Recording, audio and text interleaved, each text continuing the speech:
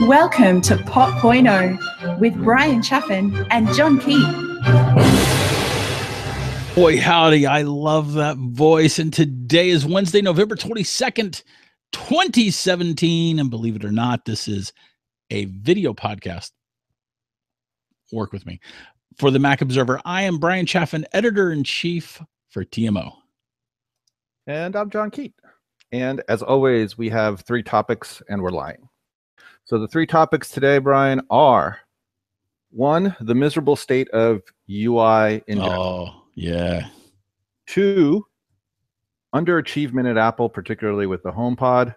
And three, Future Man spoilers. If you haven't seen it, but if you haven't, go check it out on Hulu. It's one of the few reasons to actually have Hulu. It's a Hulu original, right? Correct. I know you like that other show, but that show is way too depressing for me. Which one? The Handmaid thing. The Handmaid's Tale? Yeah, that's too depressing for. I thought you didn't like it because it is, like pro-feminist. No, it's not because it's pro-feminist. That's not it at all. And I'm not anti-feminist. Push the buttons. Push the John Keith buttons. All right. So the miserable state of UI. So this came about because we were helping some very nice person try to, and it's sad when we're helping someone with, and by we I mean, but it was you. You're because you've done all the you do all the work to make this a video podcast. Well, thank you, and therefore I take all the blame for how shitty a podcast this is, but with a little defense of myself, because the tools that Google provides to do this, we just use it's I guess a Hangouts variation or something like that, where they let you do these live broadcasts. Hey Rick, how you doing? And it on the one hand it's free, on the other hand it's worth every cent. Every cent. So it's funny because to set up this thing, you would think, it should be pretty easy. It's like, hey, I want to do a live broadcast. There should be a button that says live broadcast this now, right? And you give a URL, and that would be it. That's all the user interface needs to be. A button to broadcast and give a URL to everyone that wants to have it. And then you could get fancier if you want, but just to get going, you would think that someone would have gone through the interface like that. And we gave this fine person the info that Google has on how to go about this. And the instructions are not great, but the instructions miss one teeny tiny little detail. What is that? Which is none of this will work unless you get the Google Hangouts plugin. And I'm assuming that Google just assumes that we will assume that. I guess. I don't know how. Why would anyone have to know this? But I mean, there's nothing that says go get the Google Hangout plugin. It's ridiculous. And then there's also like finding the link to send out. Like where is that hit? Because you're the one, you always give me the link. Well, now it'll look good because it's in a different mode. But here, I'll share the screen and you'll see where it is. But it won't do the right thing because it's a different mode again when it's live. So here we go. So this window that I'm in, and now it's like an infinite mirror, yeah. An infinite mirror. What happens when you first run this whole bottom layer is invisible, and the link to share a live link is there. So when you first run this, and all these, and it's not even labeled, and all these icons up here, they're invisible too. So when you start up, all you see is this stuff on the left and nothing else. And you would think, oh well, they would want to make it easy, like in the dashboard for this. Where's the dashboard for this? Here we go. pop.0. Yeah, don't turn this off by mistake. Yeah, so in the dashboard of this, you go and edit a video. You would think there'd be a link here to share. Like, oh, give me no. Why would you want that? There's a link for the video, but not for the live feed. Is the problem. So right. So they give us the link for the video once it's done, but in our case, we're live streaming this thing using Google's tools. Right. And you want to pre-announce. Let me get out of this infinite mirror. It's gonna make me dizzy. My apologies that you all have to see my face. But yeah, the problem is that most people, unlike ourselves, actually schedule these things because they're reasonable, diligent. Grown-ups. I think the word you're looking for is grown-ups. Right. Whereas you and I just like, oh, 2 seconds before, let's click this and share the link. Anyway, so the only place to get that link is in this invisible spot of the screen where you imagine it's like like some kind of Zelda quest is what it's like. It's like, oh, I'm going to go over this random tree and just start chopping or digging and seeing what happens, and maybe I'll find the link hidden into this. So needless to say, when you've never used this before and you don't have anyone teaching you and you just have the documentation that Google puts out, it's more than an Easter egg hunt, and even a tech savvy person will fail to just get at the rudiments of this. Because again, all any human being wants to do is push a broadcast button and share a URL link, and it could be in either order, but that should be made blatantly easy. And this UI is designed by what I can only imagine are just, engineers so far deep in what they're creating that they've lost all perspective on what a reasonable user would be. And true, a podcasting user should be a little bit more sophisticated than grandma, but I don't know that it's much more than that, especially when you want to make podcasts. No, you know what, I would love it for grandmas to be able to just jump on this stuff and be able to podcast right out, like to me the democratization aspect of this sort of technology, the potential for that is tremendous, and I think that Google has a certain responsibility to make that happen, to be honest. So here's another example. For over a year, I guess iOS 10 introduced stickers, right? And so we have a pretty tech savvy group in our tech group. For over a year, you probably did in your other threads, but nobody else in that thread realized how to do stickers until iOS 11. For some reason, I went and I'm like, oh yeah, here's how you do stickers. I'm thinking like this is, and as I'm doing it, I'm like, this seems new, but it's only new to me because for over a year I couldn't find this buried treasure hunt. And I get like some people are exalting this design. It's an obfuscated design. Because of the success of Snapchat that makes all its features retarded to find. And the marketing theory of this is it's great because it spreads things by word of mouth. People, when they discover a feature, feel like, oh, I've accomplished something, and they share it, and that actually helps cross-pollinate the technology. I think they're wrong about this, and I think they're wrong about Snapchat. I think unlike a lot of my negative investor friends who hate Snapchat, I think it's here to stay, but I don't think it'll grow much. And it's here to stay because it has that obfuscation feature has a benefit. It keeps parents off, right? Because any adult, not because they're too stupid, because they got better things to do than figure out how this stupid fucking interface works. They're not going to toil with it. And to be fair to the kids, have less freedom now than they've ever had in the history. Like I don't know about you, but when I was a kid with my friends Bobby or whatever, we'd go, randomly roaming to the creek. Everyone played outdoors, and we'd only listen for our moms, to call, to yell our names at 6 o'clock because it was dinner time. We'd eat real fast and go play for another hour or two. We ride our bikes for miles at a time. We climb through the woods and trees, whatever. It was just a different world. And we always had our own ability to kind of self-organize and to share, whatever stupid fun kids they want to do. There is so much supervision now by parents. Kids never go out and play like that. They have play dates, right? Their parents they hate Facebook because their parents are all over that monitoring and mocking them many times, so that they have some place to run away from these over-hovering degenerate parents that don't let their kids breathe, alone for 1 second. That's what the purpose of Snapchat is. It's to have a place where kids can be by themselves. And so that obfuscating UI has a purpose for that demographic.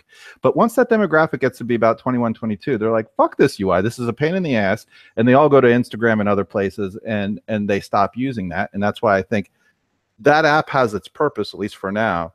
I don't see it growing because the interface is just such a hidden Easter egg hunt. And I think, unfortunately, the success of Snapchat has also spawned off imitators, because like they want to be hip, like I guess because of the younger demographic, and that's partly to the I think where some of the stupid UI, like the hidden-ish nature of stickers originally, was. And it's not a smartly laid out UI to make it easy to find and easy to use, other than someone that's really intent on finding and using it. So it explains a little bit of the bad UI out there, but not all of it. Well, I don't think we can blame the Google Hangout stuff on Snapchat, but I think that the Snapchat phenomenon is very relevant to this conversation. I also think, John, that, you know, this is channeling the way you put it before, but you were talking about just people being too lazy to care. And then you also noted in our pre-show chat that, you know, the vast majority of companies, including Apple now, don't have a Steve Jobs who is not only obsessing over the finest points of an interface, but also with the power to make it change and to tell people to make it better. And like, we don't have that. And I got to go back to the 90s when I was doing some computer consulting, and, you know, I'd go in and I'd do some web page stuff, or, you know, I'd fix a Mac or something. And I remember working with some Windows developers, and they always had this attitude about things. Well, it's good enough. And I'm not exaggerating, and I'm not being hyperbolic. There, you know, the Windows world always had this, it works, it's good enough, who cares? And the Apple world always had this, well, no, it's got to be as good as it can be kind of attitude. And we still see that some today. I think Apple is as many shortfalls as there are in the Apple world right now. Apple's interfaces are still better than everybody else's. But here's my question to and I don't have the answer to this, so maybe you do. Why is this shit rocket science? Well, you know what's kind of interesting?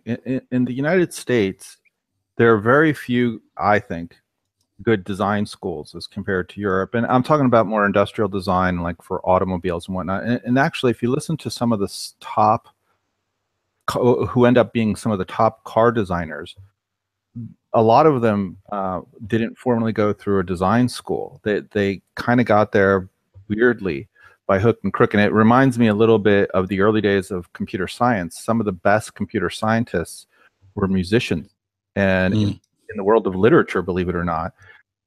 And they kind of, despite it not being what they were educated on, they had this ability to look more broadly at design, and I guess in a more human way. And I think that's what Steve Jobs brought with his attention to detail. That it was a very humanist look. Like, there's no fucking way. There's no fucking way Steve Jobs wouldn't have fired at least 5 people over the Apple TV's user interface with regard to how you get separate app channels for it. So, I mean, that the Apple TV finds your net. You don't have this issue because you've cut your cord. But if you do have a cable TV provider, it says, hey, I think this is your cable TV provider. Is that right? And you're like, yep. And then it's like, oh, well, these 30 apps, well, actually, if it just came out and said it, it would be another thing. After it does that, there's no response. The Apple TV doesn't do shit. Neither does your iPhone. It has a place to put in your cable TV provider, actually under settings, which is, where is it here? Well, whatever. Here it is. Yeah. So under settings, oh gosh, can I get this in a way that it will actually show? Oh, there it goes. There, can you see? There's a TV provider. Yep. Thing there that you can put in. In my case, Time Warner Cable. May they all rot in hell, pieces of shit. But once you enter that, you would think, well, the TV should do something, but it doesn't. Then if you go to in the Apple TV, you run the TV app, which everyone that developed that rot in hell too, because it's such a piece of shit. And you go to the App Store tab in the TV app, not in the separate App Store itself on the TV, Apple TV, in the tab in the TV app. And you scroll middle way down, it'll say, hey, these apps seem to be related to your cable provider. And you're like, well, that's great. And now you have to click on them all one at a time to download them. And of course, you organize them in a folder. You just get a puke of apps now on your home screen. Because like, why would you ever want to have a folder called channels that holds all those things? Think about that process. What mere mortal, what grandma could possibly find this? Yeah, for sure. For sure. And to your point, Steve Jobs would have fucking teabagged in front of all of Apple, whoever was responsible for that UI, and put it on a fucking infinite loop on every TV screen to say, anyone like this, it's going to only be worse next time. I think that's probably the case. Okay, so again, Apple's UI is still better than the vast majority of other companies on the whole, if not the best. But there are these individual lapses for sure. But then you've got the whole rest of the world where everything is just stupid, and it remains stupid. And I don't understand why this stuff is stupid, because the wheel has been invented. All you have to do is roll it down the hill. I have varying, not absolutely certain reasons for it. One I alluded to is I don't think there's a good solid education on user interface that's taken seriously in any school, even in Europe, as far as I know. Maybe it's changing, and that would be great. There's a real artistry to it, and a lot of and so when I'm in a lot of engineering meetings as part of what I actually do, and I mocked once, I think, on this podcast, and if not, it deserves to be mocked.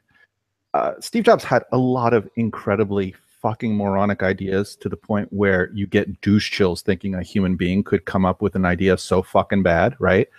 But luckily they didn't. Most of those shitty ideas didn't ship. So with the original 128K Mac, he wanted to have a Mac man that would randomly appear on the screen. So just think about this like Clippy, but more fucking annoying. That was his idea. And, thankfully, whatever other sane people were at Apple, they dissuaded him from this lunatic idea. So you have crazy ideas coming out of these engineering meetings, but most of these engineering meetings don't have a dick. They don't have a dick that tends to be right. And that's what Steve Jobs was. Like when other people would come up with a stupid idea, he'd be a dick about it. And then that forces either people to curl up in the embryonic, fetal position and go away, or to defend it and argue against it, in which case you would change his mind. But he'd make you argue for it. And there's none of that. A lot of that, the world is so PC that people just become bobbleheads. Oh, that stupid fucking idea sounds great, because I don't want to be the guy that says that you're a fucking idiot for that. And that's the problem. If 13 people didn't shout down Steve Jobs' stupid fucking Mac Man idea, we'd have a stupid fucking Mac Man maybe to this day. So the lack of, and I guess this gets to a bigger area, and it's one of the few not the few. It's one of the things I enjoy talking about you. Like you and I, people don't know just how many differences we have politically. Yeah, for sure. But I respect and enjoy, talking to you about it. Sometimes it changes my mind, sometimes it doesn't. But the ability to have a critical, likewise, by the way. Thank you. The ability to have a critical, really genuinely open-minded discussion with someone, and not for it to be a negative thing, for it to be a positive thing, is a skill that has disappeared culturally in America for sure. And I think that's one of the contributors in these kind of engineering group things. Interesting. Where they just go down, this kind of sucks, but I don't want to confront asshole number 3 about it. And so that like I said, when I say Scott Forstall is an asshole, I say that in a positive way. Apple needs an asshole. It needs a dick that goes around and challenges things, and people have to stand up for their challenges and not to wither away like a little, shrinking violet from it. And I get it. There's some personalities that can't thrive under that kind of pressure, but here's the reality. The world has a lot of uncontrollable pressures, whether you like it or not. When a hurricane bashes in and rolls over you, the fact that you're, a gentle soul is not going to help you reconstruct. You have to ball up at times, and business is like that too.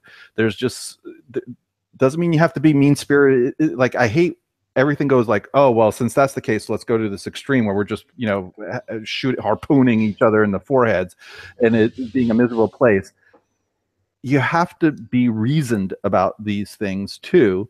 But that, I think, is something that he fostered. And I know that Tim Cook pays lip service to that, but I don't believe it for a second. Apple, I'm listening to their deeds and their actions, and they don't give a fuck about the Mac. They don't give a fuck about basically anything except maybe the iPhone. That's it. They just don't give a fuck anymore. And that lack of care, that lack of being uncomfortable, that lack of just passion that drove a guy like Steve Jobs is not there. Everyone there is too fat, dumb, and fucking happy to move their ass and to do something anymore in a positive way, to be critical. The alignment of text and font missizes and shit like that wouldn't have existed for a second with Steve Jobs around. And this is like, really, it's kind of banal. But on the other hand, it's like, why are we talking about this? Why is this even an issue? Well, all right. So I hope I know that my thesis that the Apple Park sucked up everybody's time for the last 3 years, right? Yes. And you're not entirely on board with it. I think you're kind of on board with it, but and I don't know, maybe you think that I'm making that I think that makes everything okay. I don't. I'm only looking for the reason. So you may be right. That may be the reason. And I think where we're again probably vehemently agreeing past one another is clearly it shouldn't have happened, because you should be able to walk and chew fucking gum at the same time. Yes, for sure. Moreover, what I hold out the punditry to is no one is holding Cook's balls to the fucking fire as it being a failure. The fact that may be the reason for it. This guy is supposed to be good at management and operations, and he's proven to be kind of shitty at management and operations. He hasn't solved the ability for iteration, and there are solutions we talked about on this show that are very plausible. Maybe they're not the best ones, but whatever, let him do even better. But he hasn't. And the lapse is under his watch, period. And no pun intended. So yeah. Okay. All right. So I'm not going to disagree with you on that. I'm not going to disagree with you on that. But I will add the way my mind works to this, that having happened, my hope is that with the design part of Apple Park done, that we're going to get back to brass tacks, and that we're seeing that as we speak. We've gotten these iterated Macs. We've got the iMac Pro that's going to come out. We've got the HomePod that's been announced but hasn't shipped yet. We've got things have been happening this year, and I'm hoping that we're back on track. Maybe, but here's another thing to prove my point. This drives Walt and me fucking out of our minds. Why is it when I go to my bank to find out all my transactions, like past 30 days or 60 days, is like they only keep up to, say, I think it's 2-3 years, right, of your transactions. I'm like, is the extra 50 kilobytes going to fucking kill you to keep it an extra, I don't know, 10 years? Or how about forever? How about for fucking ever, every one of my transactions? It's like, the Easy Pass system. Someone stole my tag and duped my tag, right? And apparently for years has been driving under another license plate. Wow. And they're like, yeah, well, we don't hold records past 2 years, so fuck you, tough shit. Wow. Again, will it cost you what, $1 a limit? You know what, Apple? I know you're hard up for cash. I'll send you a 10 terabyte fucking hard drive. Store everything for fucking ever on this shit, or whatever, like the banks and stuff. And Amazon is, again, it's not like you don't have an example. You could go to see your Amazon history easily about anything you've purchased, search it easily, whatever. Yeah. And yet everyone, they can't bother to store like 3 kilobytes of fucking data. and make it in an easy to find place too. Yeah. By the way, your reward for hunting in the pile of shit user interfaces designed by bankers, that when you finally find a way to get to your transaction history, is to find out, fuck you, we stopped caring 3 years ago. That's your reward. And again, it's like designers of this, they just don't give a fuck. And I kind of get it if you work for an insurance company or a bank. But you know, couldn't that actually be the lawyers? No. So it was, lawyers could be saying, you know, let's only keep this far back so that we can't be held accountable for anything further back. So the first 3 years of liability is awesome. I always forget I'm talking to a lawyer. Yeah, and the tax that people want. How's this? There's so many loopholes when you can't prove. Anyway, the point being is that they keep it for X amount of time, and I think it's just like an ancient 1960s system that like purges this shit that no one's given a fuck about all this time. Not to mention the feature is so buried that most people can't find it. And the government wants you to keep records for 7 years. So why wouldn't the banks at least do that? Fair enough. So I mean, there's so many examples of kind of just bad UI all over the place, and unfortunately, and yeah, look at the difference with Amazon. Why is Amazon different? Because they have an asshole that gives a fuck and probably uses his own system every once in a while to say, "Fuck, that's awful. I want this fixed." And they want to sell you more stuff. Rick has a point. He said that the management as a small startup group is wrong for a company Apple's size. He's talking about Steve Jobs' philosophy that Tim Cook has continued theoretically to maintain, which is that Apple should operate as a small starving startup at all times. So you got small groups of people who are empowered to make decisions, et cetera, et cetera, et cetera.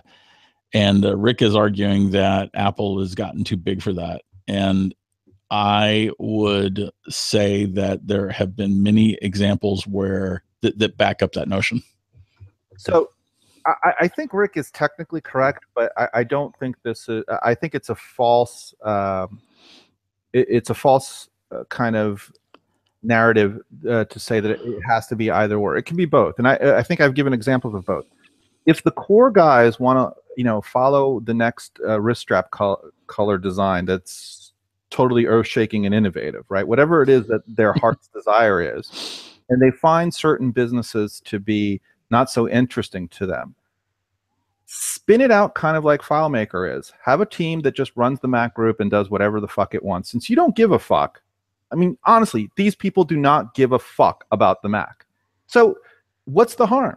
Let some group that actually gives a fuck make a president of it like FileMaker has, and let them do their fucking thing. At the very least, we'd get regular iterations at the very least. And but don't we run the risk of losing the coherency and the tie-in between Mac OS and iOS? Well, yeah, that's between Mac and iPhone. Yeah, well, Mac OS is so coherent because we have stickers and all that stuff in messages. Oh, no, listen, of course there are shortcomings. There are shortcomings. The fact that stickers aren't in messages is a particular rant for me. I don't understand why we didn't get that in High area. But there are so many other places where it is tied in, John. Yeah, how many more years is it going to take, Brian, for me to get the Apple Store app on the fucking Mac? It's crazy notion to think that I might want to use an app on my Mac to buy a fucking Mac. How many more years are we going to go with that? To be fair, there's a browser where you can do it. Oh, well, there's a browser on my phone where I could do it, but yet I have an app on my phone. Well, that's a fair point. So, like, how many years will it take? I've never once longed for a Mac Apple Store app, but I mean, I see your point. I just never once wanted it. Well, they could have made the App Store on the Mac a web browser too, Brian. I mean, that would be consistent in there not giving a fuck. I think you can have the best of both worlds if someone sat and thought about what is a good next step for the management structure at Apple to be. And I believe that Tim Cook has completely abrogated his responsibility and probably some of his actual talents in not figuring this out. There are solutions. We gave shitty ones. I'm sure smarter people can give better ones. But just having a a division where, quote, the B team runs FileMaker has clearly worked for FileMaker for quite a long fucking time. Do the same thing with things that you don't want to pay attention to, and let the group, you know, the big thinkers like fucking Eddie Q, look at their next new milestones and accomplishments and fucking wrist straps and making an awesome experience on the fucking Apple TV. Those big brains need to you know, be free and unhindered of any fucking responsibility. All right. My point though is that there's a point of independence where we actually risk losing more than we're not getting by having an independence. So there's a sweet spot obviously somewhere. Right. And I'm not saying, look, they should be. The point is, it's been clear that this has been needed for a while. I've been ranting about this, for fucking 3 years already, if not more. Yeah, Jesus Christ. The Mac Pro has been going on for forever. So that they're failing to scale has been a problem for quite a long time. That they seemingly are completely disinterested in addressing it is a failure of management. And this is smelling more and more like Scully, except Scully didn't have the benefit of this outrageously successful product. Like the Mac was a, you know, a pimple on a gnat's ass compared to the success of the iPhone. So, and by the way, for those investing, Apple stock is so currently undervalued based on the sales that are going to be happening for the next almost 2 years, for the next year and a half to a year and 3/4 of the new models that come out, that they could do fucking nothing, and they're going to break every one of their records in the next like 6 to 7 quarters. That's how much of a fucking tailwind they have on this. And it's confusing, I think, them and a lot of pundits that should be more critical, that success means they're successful in the mission of Apple, which they're not. They're fucking failures at the mission of Apple. Who the fuck knows they're putting out a phone with Face fucking ID and then releases a motherfucking laptop with fucking Touch ID, knowing that that's got to be replaced in 2 fucking years? Who the fuck does that? Wouldn't it have made sense to put Face ID out on the fucking Mac first? A little more room. Don't have to worry about a fucking notch. I don't know. The point is, I don't, you know what kind of company does that? A company that just does not give a fuck about the Mac. I have a dear friend who loves to point out on a regular basis that she's had facial recognition on her Surface for a while. And I have it too. And I'm telling you, you only have to use it once to realize. And I have Touch ID and I have Face ID on well, not the Face, whatever. Their insecure piece of shit version of Face ID on the Surface, right? And it's such a lovely experience. And here's another thing, like talk about shit UI of people that don't care. Why the fuck, if I just entered my fucking Apple ID 3 seconds ago, do I have to re-enter it 3 more fucking times? Let's go crazy. Let's have a setting that says, if I fucking entered it within the last 90 seconds, don't fucking ask me again, no matter what the fuck I do. I take the risk. Right. Here's what I love. When I pitched you this topic, you're like, I don't want to talk about this. I can't think of any examples. You know, I know there's all kinds of things that piss me off, but I can't think of any. So, you know, I don't know. I can't think of any. And that. Now we're at the, okay, John, we get it. Over deliver. All right. So I'm pretty sure that horse or the remains of that horse are dead. All right. Probably. Hold on. I actually noted. Hold on. Let's see if I ranted about everything I want. Yeah. My HDR still won't fucking save on the goddamn phone. Because why the fuck would I want more dynamic range on a fucking camera? Yeah, I'd like less dynamic range. As a matter of fact, I don't even want fucking grayscale. That's too much fucking dynamic range for me. I'd like fucking black or motherfucking white and nothing else on my phone. That would be great. No reason to have higher fucking dynamic range on my goddamn phone. And yeah, how many fucking years is it going to take me to let me fucking arrange my goddamn icons on my motherfucking phone in the place that I fucking want? Do I have to resort to fucking downloading apps with a fucking blank icon so I could actually just fucking arrange them to be like where the fucking thumb area is where I want to fucking press? Would that be too fucking much to ask for Apple? I don't know, something that's been on the Mac since, I don't know, 1984 and then fucking Lisa before that, to fucking arrange my goddamn icons the fucking way I want? You're arranging them wrong. Hold on to.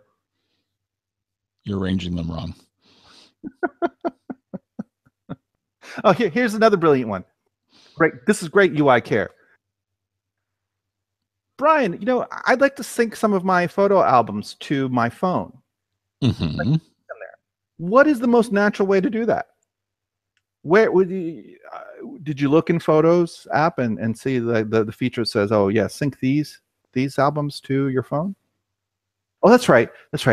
You'd be an idiot for doing that because there is no such feature in fucking Photos. You have to go to fucking iTunes to manage the sync of your fucking Photos library. And this fucking cunt Tim Cook has the balls to try to make a negative attribution to toaster fridges when his motherfucking iTunes app is used for syncing photos. And he has the balls to actually fucking say fucking toaster fridges. And it's been this way forever and ever and never changing. Great UI design. Yeah, I don't know how many years old is that fucking gem of a... Okay, but now we complain about this, and then they took some stuff out. Yeah, that shows you how much they're like spiteful. They're fucking spiteful. They're like, oh, you complain about this? Fuck you. We'll make it even worse.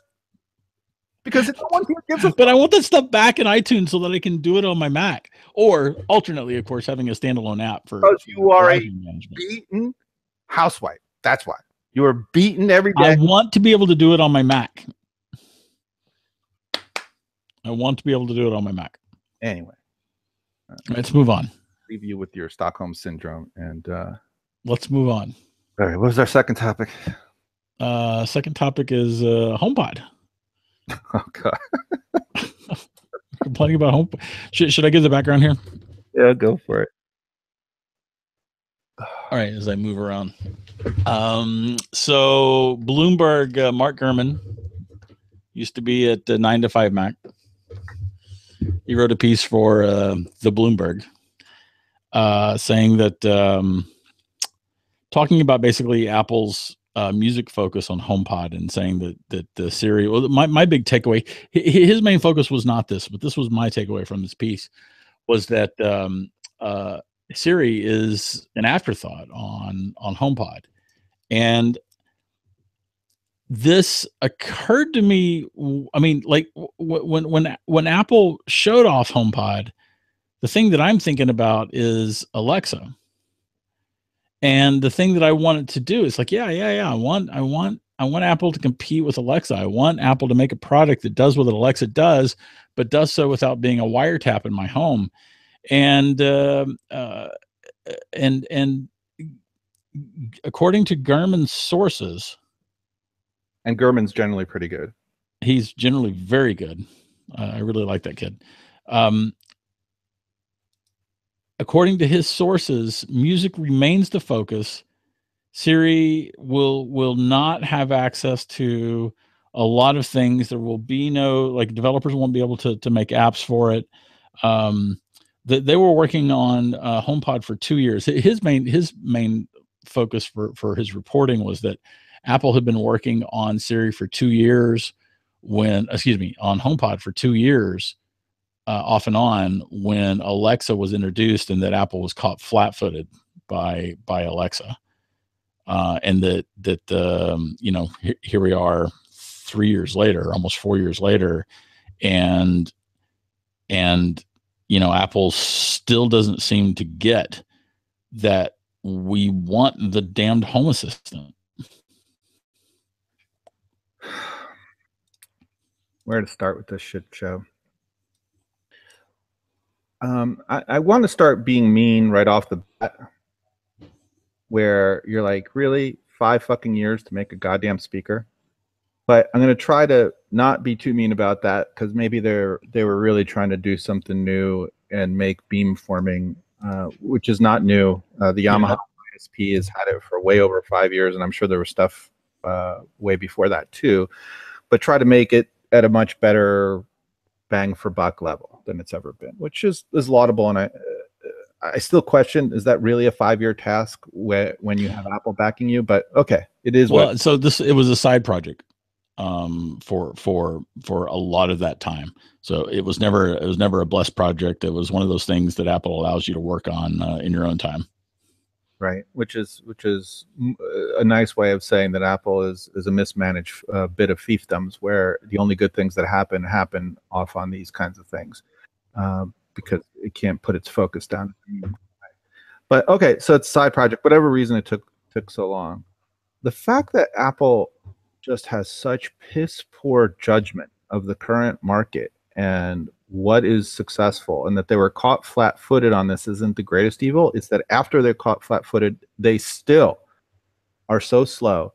They still lack such imagination of course people want other apps on this thing. Now, maybe his reporting is accurate but missing the spirit, which is they're so far behind, which is pathetic, and that's good for him on his reporting there, but that they're not going to get the apps out or third-party support because it's going to take them another year or something just to build some kind of library toolkit for people to use. That's fair. The first gen comes out, doesn't have that, and there's a plan for it.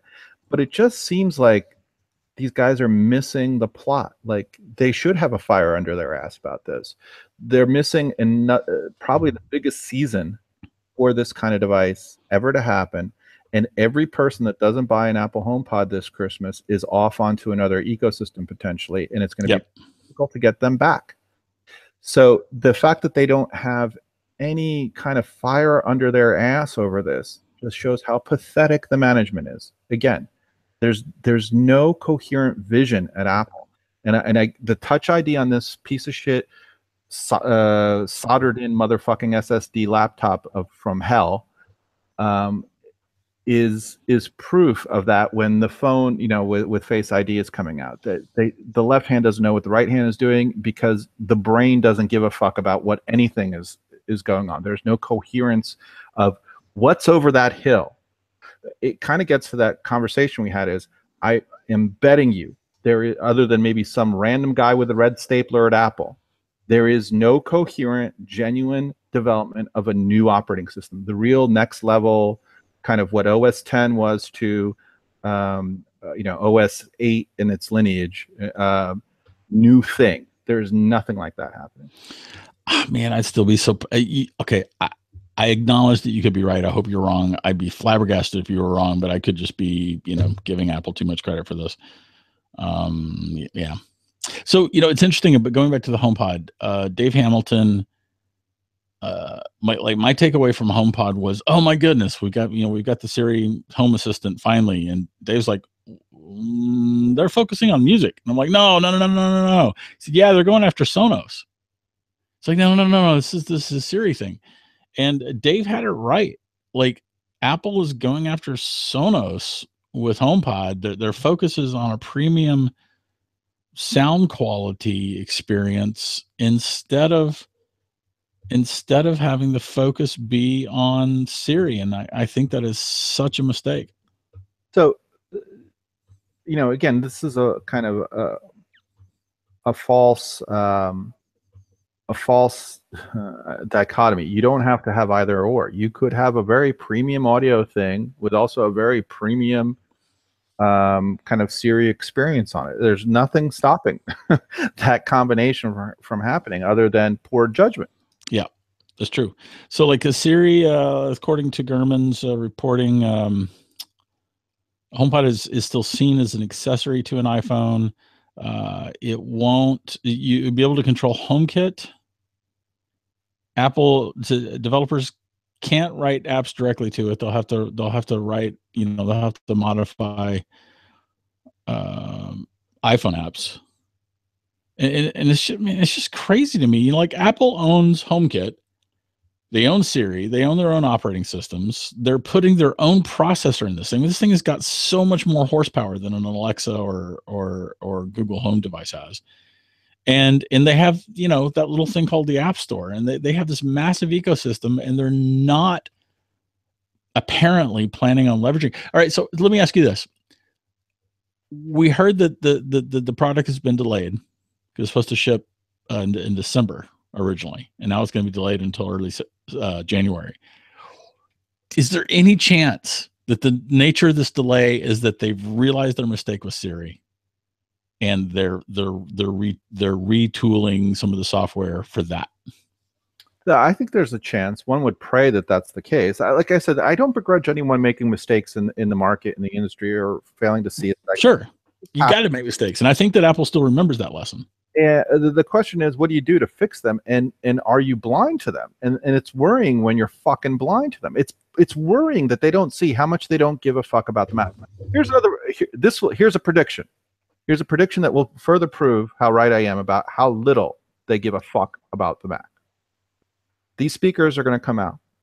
Do you think you're going to be able to use these speakers as speakers for your Mac? Like, it'll play the bong. You can play your YouTube videos through it. Do you think it's going to do that, like a USB speaker? Or are you going to get the speaker and still need to buy shitty USB speakers to have your system sounds on? It's a good question. I don't know. I predict it won't work with your Mac like that, which will be further proof that they don't give a flying fuck. Okay, but if it does, is that proof that they do give a flying fuck? It's like saying, like, I take care of my kids. Well, you don't get a cookie for that. You're supposed to take care of your kids, you fucking dumb, ignorant piece of shit. To loosely quote Chris Rock's brilliant fucking concert. Yeah, you don't get a cookie for that.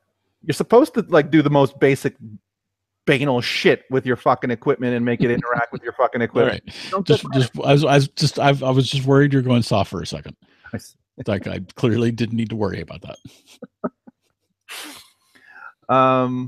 Yeah, so, the good news is it's, this is a lot of hand-wringing about basically rumor mongering. Not to denigrate the reporting done by whatever his name is. He does a great job. So there's probably some truth to it. But ultimately the product speaks for itself, and we'll see what happens when they release it and what it does. But it is a kind of a Greek tragedy that they're missing this Christmas with this. A lot of people are going to keep going to another ecosystem and not come back. Yeah, that's true. Well, okay, that's an acceptable risk if they're fixing the Siri problem. That's true. It's if they're making the Siri device that it needs to be, the delay is fine. And if they're not, oh my God, that'll just fuel rants galore for us. Well, and it as if we need really a lot of help in that. But I am a believer of, like, real artists ship, but real artists don't ship shit either. You have to make sure that it works at least at a reasonable quality control level. So whatever is going on is whatever is going on. We'll see what happens when it actually ships. Oh, here's a question. What's your bet? Will it ship like the day before June 31st or on June 30th, or will it ship like March 30th? I don't know. That's a good question. Yeah, that's a good question. That's a good question. I mean, I hope it ships in January, but if it ships in January, I fear that this is a manufacturing issue or even a sound quality issue and not a Siri issue. The longer it takes, the more hope it'll give me that this is a software related issue. Yeah, I fear that it's going to be more towards June than it is towards January, but I guess we shall find out. And I got a bad feeling about the iMac Pro too, whether it will ship on time or not. We'll see. Well, so Apple announced that the HomePod was being delayed, and they didn't announce that iMac Pro is being delayed yet. Yeah, fair enough. All right, fair enough. But you were such an optimistic lad.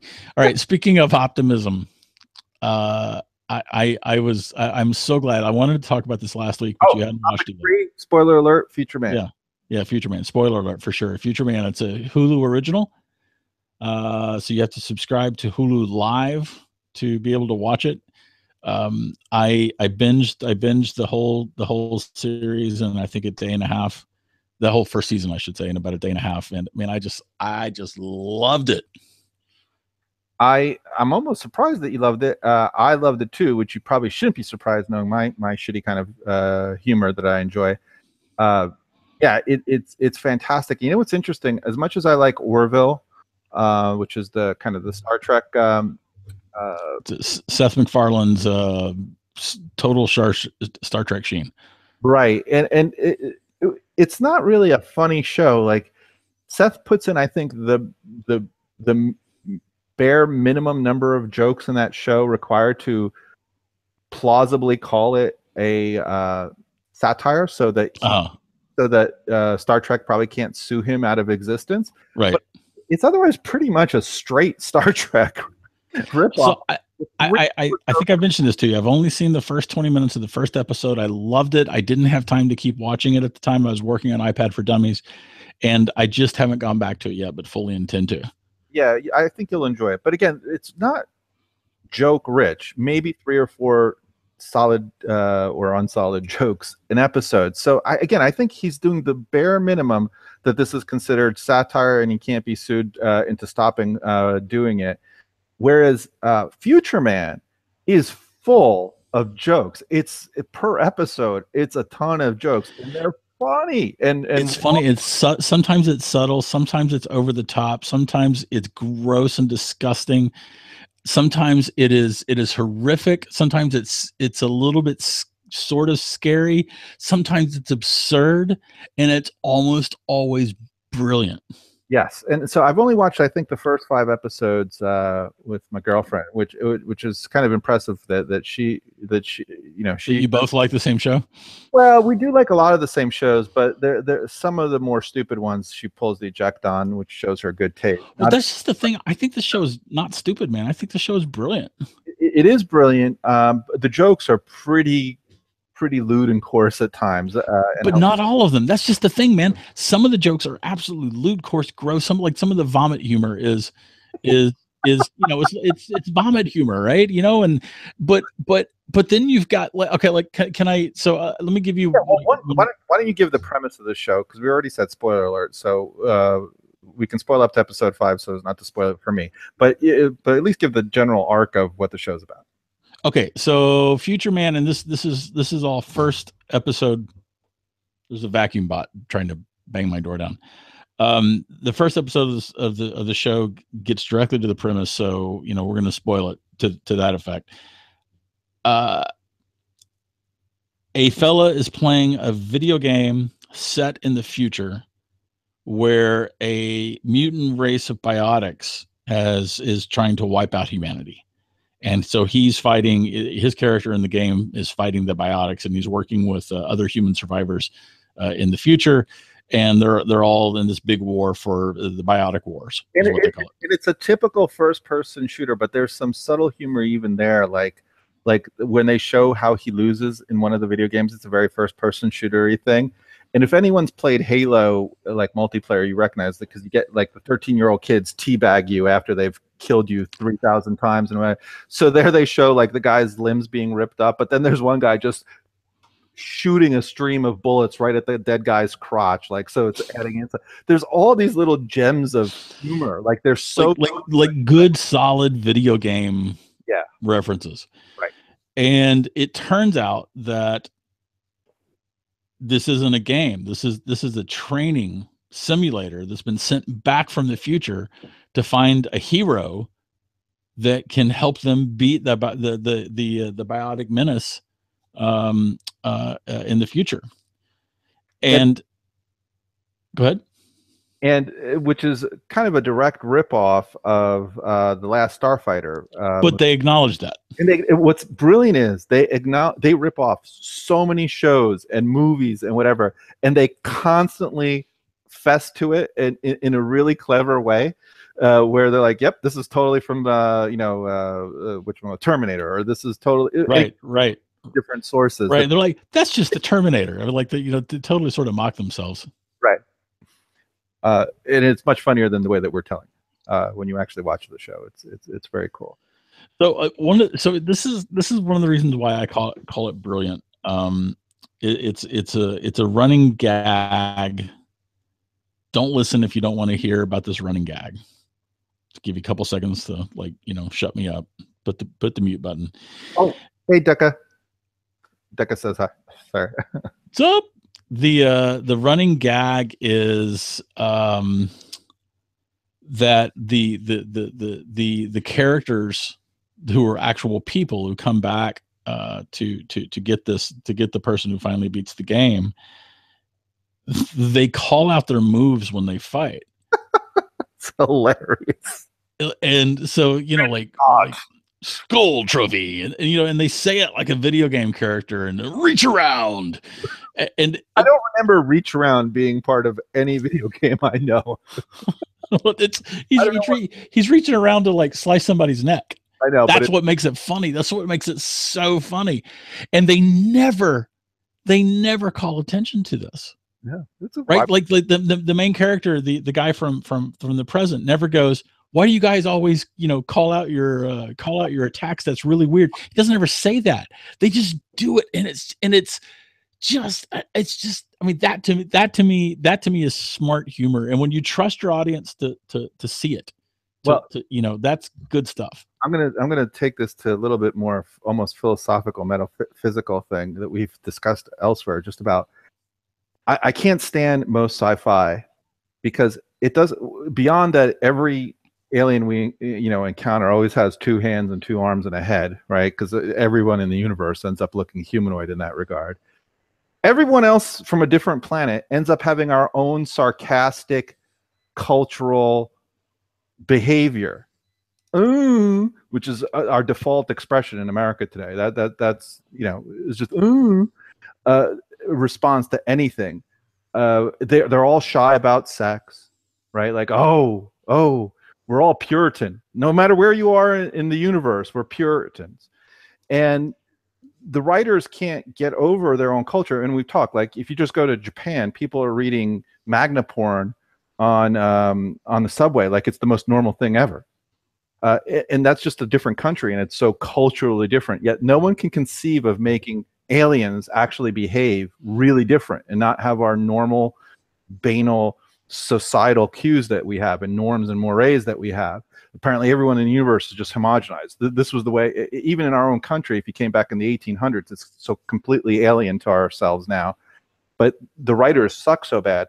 And what they did here is they've gone with a premise, which is, if you brought a video game character to life, how would they actually be? So the call outs of, reach around are kind of funny. Reach around. But it's also like, yeah, we kill everything. Yeah, the babies, they're easy targets. Why wouldn't we kill a baby? That's easy to kill, right? Like, that would be the mentality, kind of a cult. Like, if you actually came from a video game, that would be the thing. And so they keep playing this out. Like, what would this character be like in this circumstance? And it's brilliant, because it's true. Like, it just points out how different that culture is when you're playing a video game, and who you are when you're playing a video game versus the real world.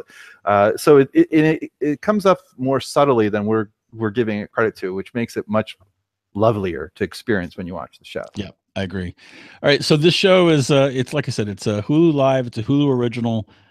There's at least 13 episodes. I think there actually may be more, like 18 episodes or 16 episodes. I forget the full count. And being a top man, I didn't actually bother to look. It goes in lots of very surprising directions. As the season progresses, and it's funny, it's brilliant, it's gross, it's disgusting, it's dark, it is funny, it is subtle, it is not subtle. It's a lot of different things. I highly recommend it. It's a floor wax. And I think the episodes are roughly 30-40 minutes long, right?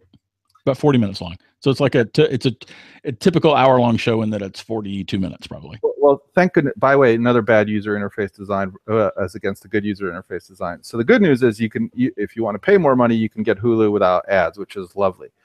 And you just go from kind of a dark scene to the next one, skipping the things. But what I can't stand is Hulu does not let me skip the intro, and it does a quick review of the previous episode. I'm like, I just binge watched that. I don't need to see that, nor do I need to see the credits again. And most of the Netflix gets that right, because Netflix is made for users, and Hulu Live is owned by networks and studios. Yeah, and so they make it for networks and studios. Right, but I've actually paid extra money not to see these ads. So why would anyone that actually use their own service say? Because they're a crappy ass company, man. They do not give a shit about their customers. Well, now you've answered your question about every time there's a bad UI on the Mac.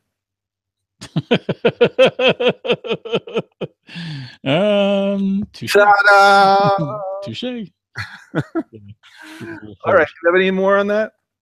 No, I'm good, man. Watch it. I'm so glad that you're enjoying it. I can't wait to talk. Are you planning on finishing it? Yeah, hopefully in the next week or so. Okay, great. I have to rope Do I have an episode of Oak Island waiting for me? Was that last night or is that tonight? I think to talk about more bad interface. I hate that Oak Island is like polluting my fucking TiVo with all these like preview of the next preview fucking mini episodes that I have to go through. So I have like 6 things that say they're new. Right. Technically they're new, but I don't give a fuck about anything except the episode. Stop making me watch that horse shit preview shit. Stop. For fuck's sake, don't you have anything better on your motherfucking channel to show than 18 fucking previews of the next fucking... Then listen, History Channel has just been making bank off of Oak Island, and they're trying to do everything they can to milk it for every penny it's worth. I'm not excusing it. I'm just telling you that's what's happening. So I have like 17 episodes apparently that are new, but I think only 3 are new since the last time you and I talked about it. So you may have 2. Wait, have you not started the new season? I did. I started only episode 1. Okay, well, episode 2 is out for sure, and I think that last night we had episode 3, and I haven't watched it yet, so I'm super excited about it. Yeah, I got to catch up to those 2 as well. A lot of hard work TV watching for me coming out. the burdens I have to endure. Well, happy Thanksgiving to you, and happy Thanksgiving to our watchers and listeners. Make sure you subscribe. Just hit the subscribe button below. We're looking for that 100 subscriber mark so we can get youtube.com/pop.0 or something to that effect. Yeah, I hope everyone has a yummy time here in the U.S. Getting together with their family and having yummy treats, and that there aren't too many arguments. And for those go ahead. And for those not in the U.S., I hope you still have a yummy time and get together and don't have any arguments that you don't want to get into. And I guess on those popular topics, we will see Indeed next week. Thanks, everybody.